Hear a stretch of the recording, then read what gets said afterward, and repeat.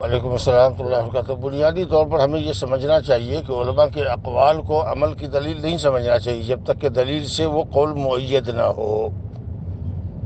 تو دلیل سے جو قول مؤید ہے وہ حنابلہ کا ہے، من صام رمضان ثم اتبعہ ستا من شوال فکأنما صام الدہر کلہ۔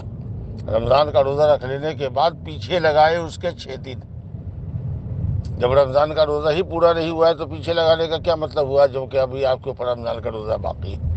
رمضان پورا کیجیے گا جب نہ وہ 10 مہینے کے برابر ہوگا، اور 6 روزے 2 مہینے کے برابر ہوں گے 60 دن کے۔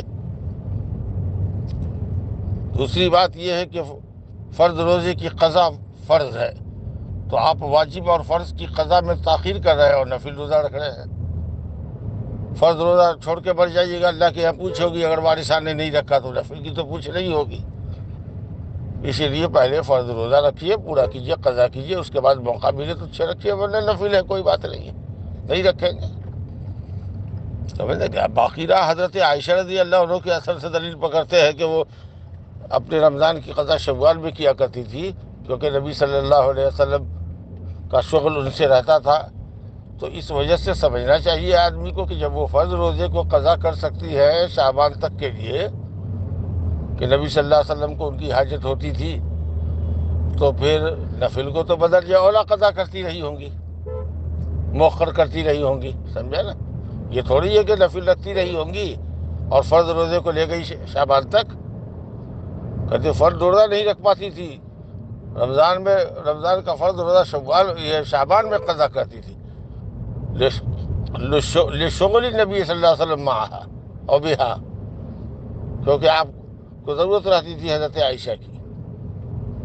تو جو خاتون فرض روزے کو مؤخر کرے شعبان تک کہ اس کو قضا کا موقع نہیں مل رہا ہے، تو آپ سمجھ سکتے ہیں کہ نفل کو کیسے وہ مقدم کرے گی۔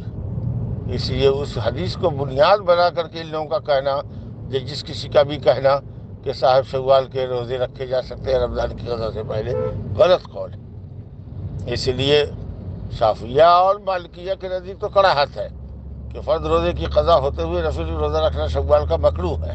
حنفیہ بلا کراہت جائز کہتے ہیں، لیکن یہ دونوں قول صحیح نہیں ہے۔ صحیح قول حنابلہ کا ہے، اس لیے صحیح قول پر عمل کرنا چاہیے، جو اس کے خلاف کر رہا ہے اس کو سمجھانا چاہیے، دلیل سے مطمئن کرنے کی کوشش کرنی چاہیے۔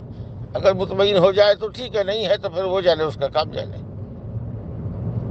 بلکہ اپنے ماتحت کی عورت ہو، بیوی ہو، بیٹی ہو، تو اس کو منع کرے کہ نہیں، پہلے قضا رکھو۔